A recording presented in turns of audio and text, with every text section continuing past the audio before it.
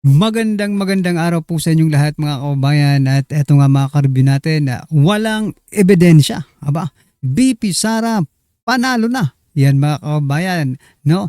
Ilatag ang ebidensya, hindi konklusyon. Yan po ang ating pag-uusapan sa video ito mga kababayan. Pero bago po natin simulan yan, palike naman po ng video ito.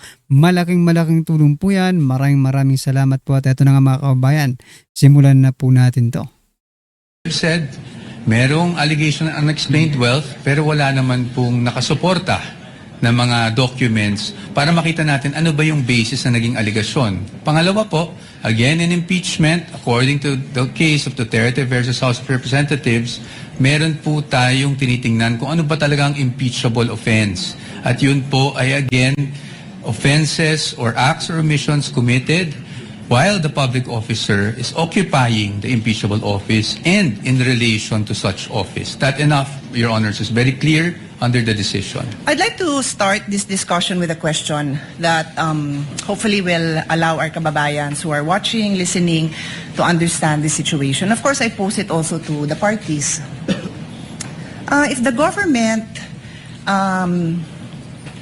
had in mind that there's a business and of course a particular businessman or businesswoman who is violating a lot of laws pertaining to the operation of their business, be it customs law, BIR, regulations, can they just proceed and pwede ba silang basta na lang mag-request ng dokumento o mag-file ng kaso na requiring the businessman and the corporation to produce those documents?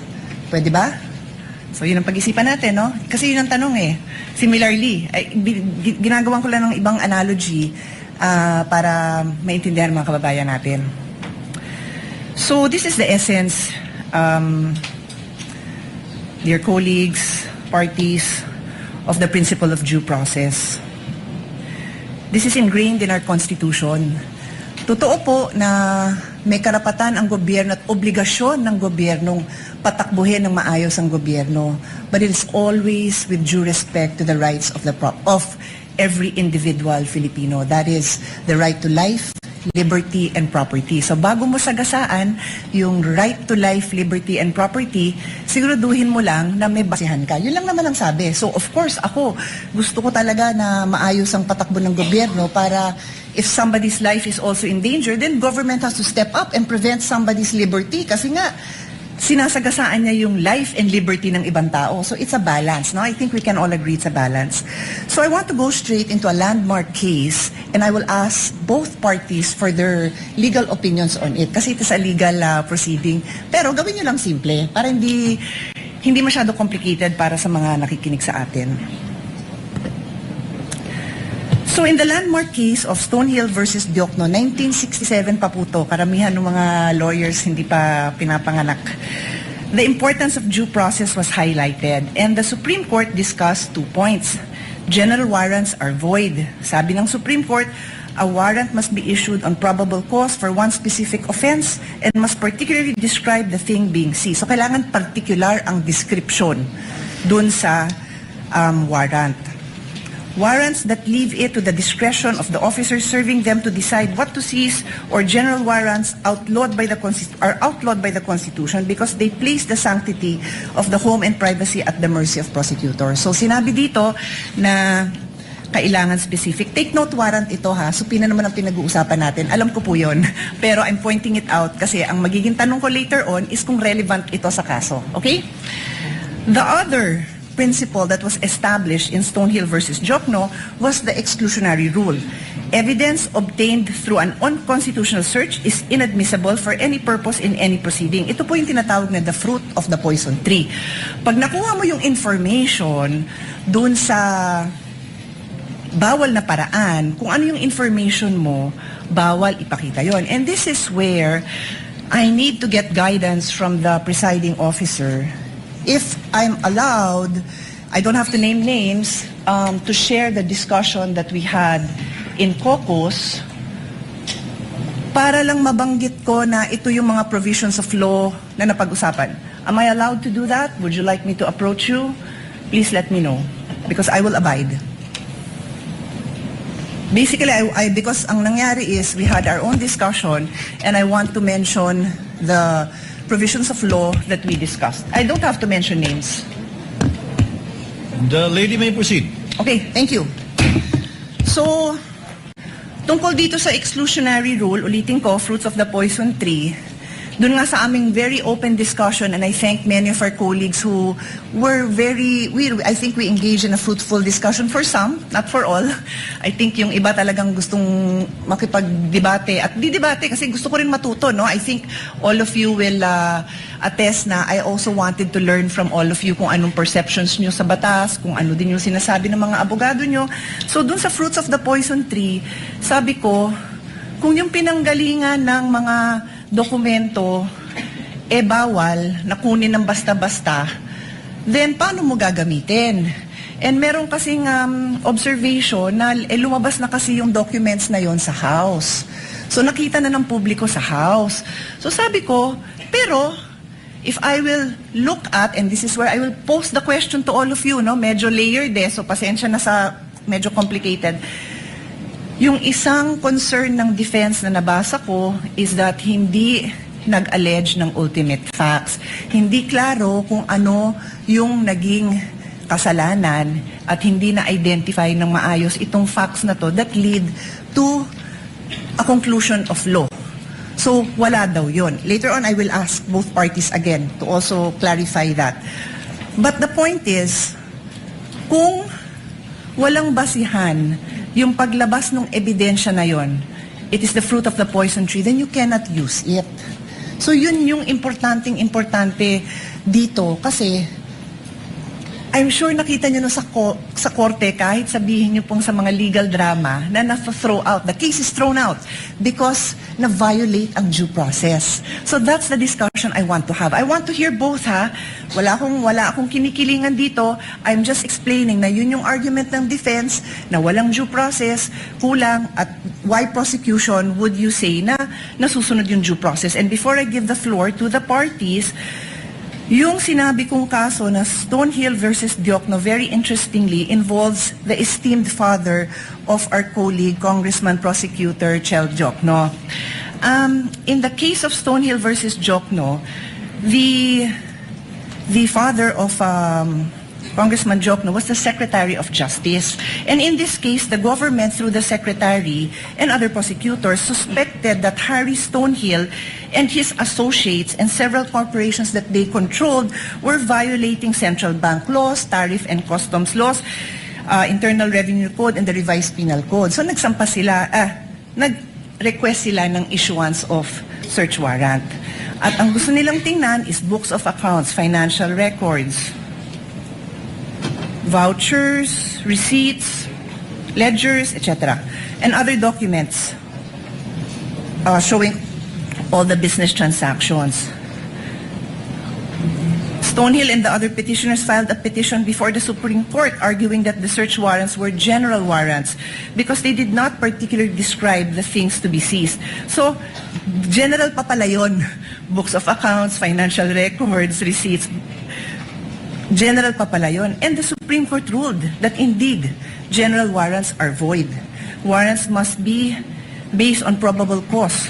Nasabi ko na yun, ano? And then the case also adopted the exclusionary rule, holding that evidence seized under an unconstitutional warrant is inadmissible. So, I now pose my questions. Applicable po ba ang kaso na ito, Stonehill versus Diokno, as far as the prosecution is concerned, and then also for the defense, applicable? Take note, I've read most of the pleadings, well, all of the pleadings, mahahaba sila. I kinda know your answer, but sa dami, I like to hear it again, and I think, of course, karamihan ng kababayan natin did not read it. So explain natin sa kanila, because this is a landmark case. Kung ikaw ay law student na magbabar, ito yung mga kasong titingnan mo. So malay mo, matanong yan sa bar. So nakatulong man lang tayo dun sa mga bar students na maliwanagan sila. Baka mamaya trick question to. Is it applicable or not? That is my question. I will sit down and then I will come back for my next. Thank you. Thank you, Your Honor. If I may be recognized. The member of the panel of prosecutors may proceed to give his answer. Thereafter, The counsel for respondent may do so as well. Iba po ang konteksto ng search warrant na naging main issue sa Stonehill versus Diokno. Sa konteksto po natin na subpoena ang pinag-uusapan. Ang search warrant po, ang governing law po dyan ay nasa Bill of Rights natin, Article 3, Section 3. At kaya siya nandun dahil very invasive po ang search warrant. Pag ang isang judge ay nag-issue ng search warrant, pwedeng pasukin yung opisina o yung bahay Invasive daw, mga ng person kabayan. involved, pwedeng halongkatin yung lahat ng mga gamit niya doon sa kanyang opisina o sa kanyang bahay. Kaya po naglagay ng maraming limitasyon ang ating konstitusyon dahil marami ng pang-aabuso, marami ng mga halimbawa ng pang-aabuso na nangyari kahit noon pa. Iba po ang pinag-uusapan natin ngayon. Ang pinag-uusapan natin ngayon ay subpoena.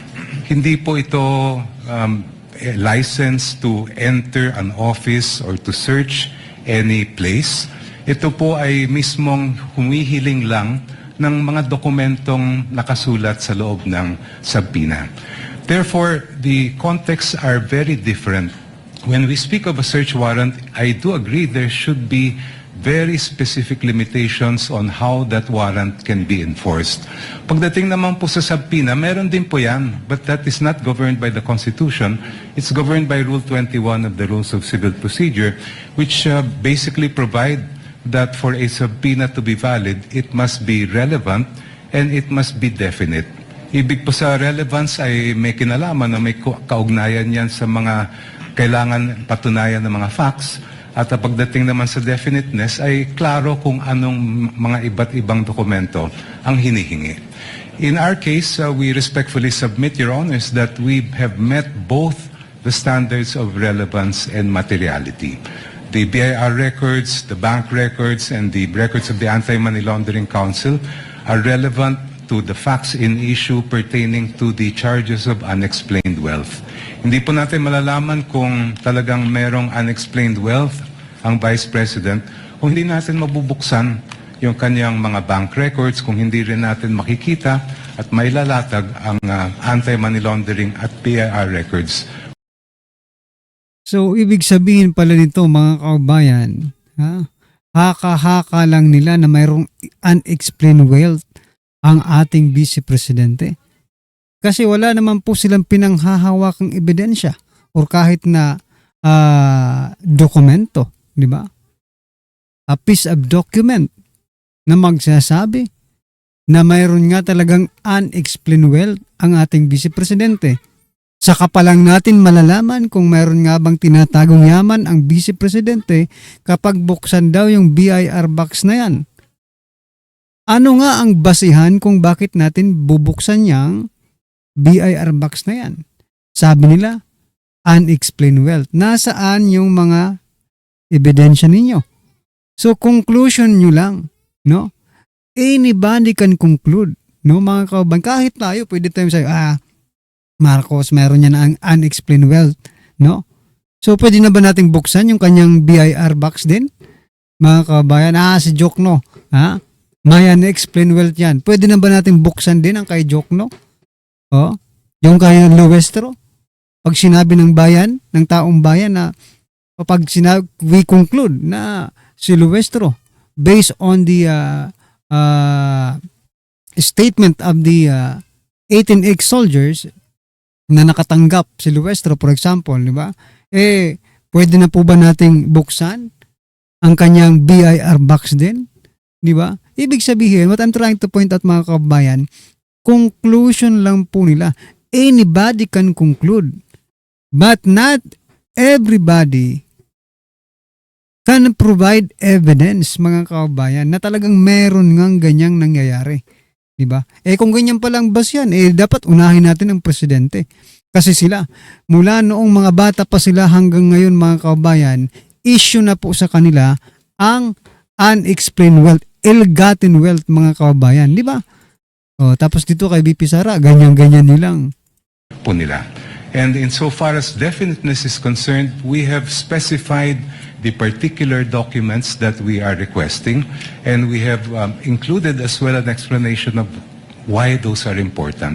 Kaya sa aming pananaw po ay we have satisfied the requirements for a subpoena duces tecum. Thank you. Wala, panalo na si Mr. VP Presiding Sara. Officer, before we recognize Support the VP defense, Sara. just a Yan, quick ha? follow-up Oh, question. binulungan pa. Hindi ko may lapit. Oh, Duterte pa rin, mga Bigyan ko ng kababayan. time na Just bulungan comment muna siya lang ng nila. kasama I'm niya. sorry. Alright. Okay na kayo? No, it's okay. Senator Judge Pia, would you like the counsel for respondent to answer? Not yet, Mr. Not yet. Yeah, my Okay. request was if Okay. I'll just ask a follow-up question. You may proceed, Thank ma'am. you. Thank you for that. I appreciate his honor's response. May I simply point out, and again, please give me your explanation. Tama ho yung pagkambanggit nyo na yung nature ng search warrant very invasionary, di ba? Because it requires that pasukin yung bahay, halugugin yung gamit. Pero hindi kaya invasive din yung paghalughog ng records? Is that not extremely parallel? I mean, is it not Panalo na si VP, mga very kababayan. similar in the sense that what is being questioned now are the very essence of somebody's savings, earnings? So, which we have to agree. I think there's no doubt that that is protected. But in fact, His Honor is saying that it would fall under the police power. So, imbis na papasukin mo sa bahay na nandun yung mga dokumento, you will do the same by asking these agencies, whether it is the BIR, the banks, or AMLA, to now reveal these documents. So that's my question. Is it in the prosecution's, is it the point of view of the prosecution na iba yun? Hindi ba invasive yun? Kayo gumamit ng word na invasionary, no? But I'll use invasive, I think. Yeah. Anyway, please answer, and then we'll give the floor to the defense, Mr. Presiding Officer. Counsel for the panel for prosecutors, Thank may you, Your answer as he pleases. Yung pong search warrant, kung ano man ang makuhang ebidensya doon, ay direktang binibigay po yun sa court, and that is now considered as evidence by the court that issued the search warrant. Iba po ang subpoena, dahil pag naglabas ang isang hukuman ng subpoena, itong mga records ay hindi po siya considered yet as evidence. Yan po ay ipoproduce lang, dadalhin lang po sa korte, and now it is up to the parties, and I refer to both parties, to decide which of those documents may be relevant in terms of the evidence that they are need to present. Yung pong nakikita po natin sa subpoena, it is not Supplementary, in no? any way invasive, because as I mentioned earlier, as pointed out by Senator Enrile when he was the presiding officer in the Corona trial, we are simply having those documents produced. The admissibility of those documents will only be determined after, if offered by the parties. Kaya po sa aming mga pananaw ay malaking-malaki ang pagkaiba ng search warrant sa subpoena. Your Honor, may I be With the recognized? permission of the lady Senator Judge, counsel for respondent may now give his answer to her query. You may proceed, sir. Thank you, Your Honors. Your Honors, ang posisyon po ng depensa dito ay subpoena and a search warrant are very much similar in that both are compulsory processes. No? So, yes, hindi tayo papasok sa bahay ng isang tao o ng nasasakdal, but it will be intrusive because we will be opening up all the financial transactions for sabi nga dito, almost 20 years of the respondent. Grabe. Kaya po, katulad ng isang search warrant, the things that we are asking for through a subpoena must be particularly described. Kanina po, nabanggit po ng aking kagalang-galang na opposing counsel na particularly described na po yung kanilang naisulat. However, the defense does not agree with that proposition because if we look at it, tama naman po. Nakasulat po dito ng hinihingi nila ay account opening and maintenance records, KYC documents, information files, signature cards, all account and transaction records, ledgers, journals. Basically, Your Honors, this is everything. Ibig sabihin, ni-specify lang nila ang nilalaman ng lahat ng bank records ng respondent. So, in our view, Your Honors, while they took pains to specify each and every document, the truth of the matter is they're asking for everything. Ngayon, pagdating sa subpoena, and even in the case they cited, yung Rocco versus Contreras, no? Nakasulat po doon that for a subpoena to be validly issued, when we talk about particularly describing yung kung ano yung hinihingi, it has to be evidence that is both relevant and material. So ang tanong namin, saan ba dito yung relevant or material? Kasi lahat na po ng records hiningi eh. So, and this bolsters our theory, of course with all due respect to the opposing side, na kaya namin tinatawag o kaya namin natawag na fishing expedition ito. Kasi lahat na ng records hiningi, pero hindi naman matukoy which would actually be relevant, which would actually be evidentiary to the accusations they have made under the articles of impeachment. So, pero dito, hinihingi natin 20 years worth of records. And then, paano po yun? Hihimayin natin, maghahanap tayo ngayon kung may relevant o wala. Correct. Which brings me back to yung BIR records. Nakaseal po yung box. So I would say, both parties, hindi natin alam kung anong nasa loob nun. Yet, we're hoping na somehow, pag nabuksan yung box na yon, meron po tayong makikitang ebidensya. And that's why, again, with all due respect, we called it a fishing expedition. Kasi hindi naman na-identify kung ano mismo doon yung pwedeng ebidensya laban sa sinasabing unexplained wealth umano ng Vice Presidente. So, with the question, for us, yes, the Stonehill case, Stonehill versus Diokno, directly applies to the current proceedings. Kasi nga po doon, sinasabi talaga na dapat specified yung hinihingi, particularly described and relevant. But as of this point, they're asking your honors for all of these things. And again, while they specified each and every document, kung babasahin niyo po ng mabuti ito, they're actually asking for all bank records without, in fact, telling us which transaction is relevant to their accusation, which transaction will actually support their accusation. Yun po yung aming pananaw dito sa tanong ng ating kagalang-galang na hukom. Thank you po. So yan mga kaubayan, no? Napakagaling po ni Attorney Poa, mga kaubayan. Anyway, ano pong masasabi dyan? Just comment down below mga karbinate at eto. Pasadahan din po natin itong mga nagte-trending na balita dito po sa social media. At eto nga mga kaubayan, Risa Hontiveros nakiramay sa pagpanaw ni Mima. Ayan, Mima, sabi ni Risa, Mima, maraming salamat sa iyong suporta. May you rest in peace. Ayan mga kaubayan, ha?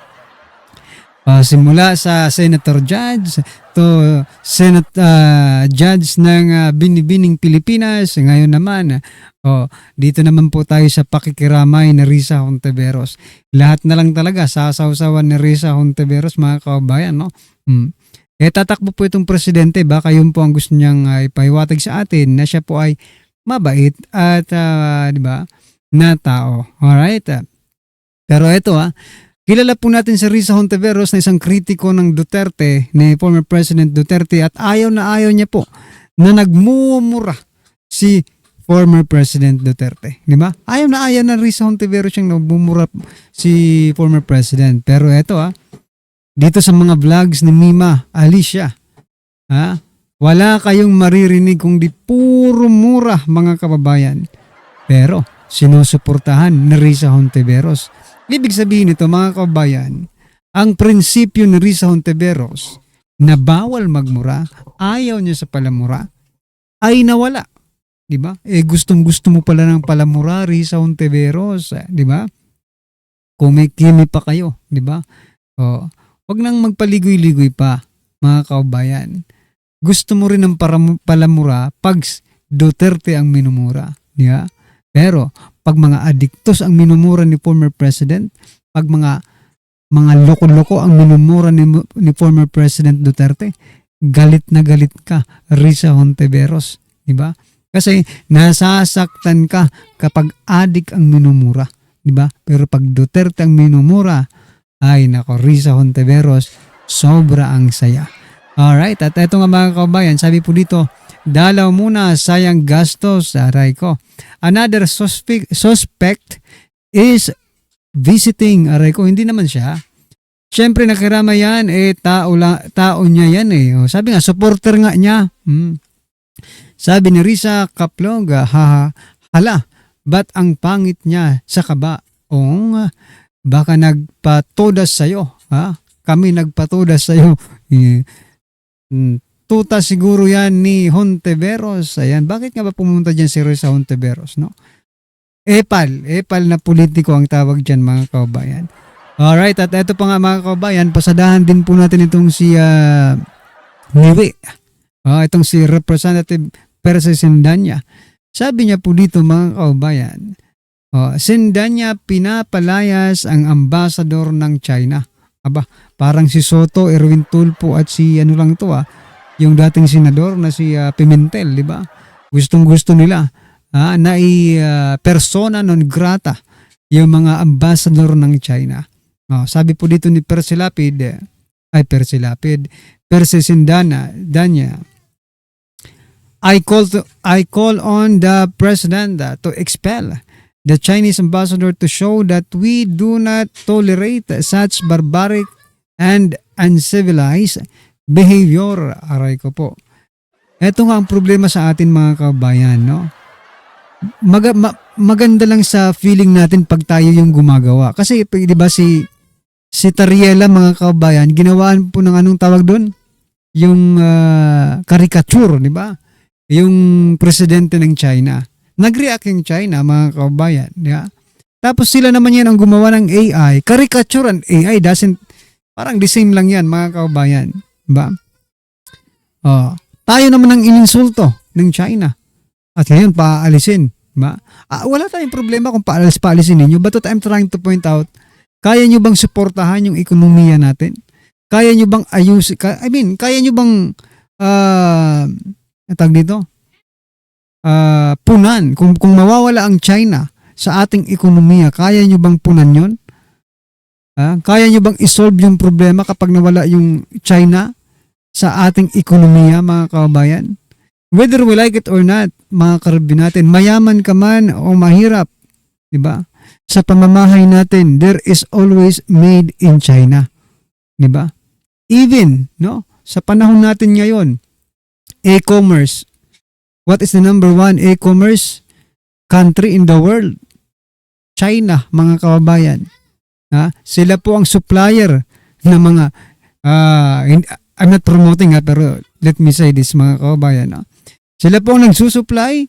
Kung hindi nyo alam, sa mga dropshipper dyan, mga nag-dropshipping, no?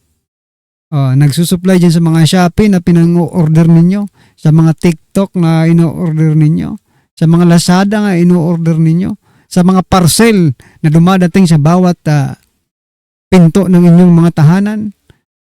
Some of them come from China, mga kababayan. Ngayon, kaya mo ba yon? Kaya mo bang buhayin yung mga riders, for example na lang, yung mga nagtitinda, yung mga nagne-negosyo, Percy Sindanya? Wala namang problema eh. Diba? Sige, pauwiin nyo yan. Mas maganda nga, umuwi yan eh.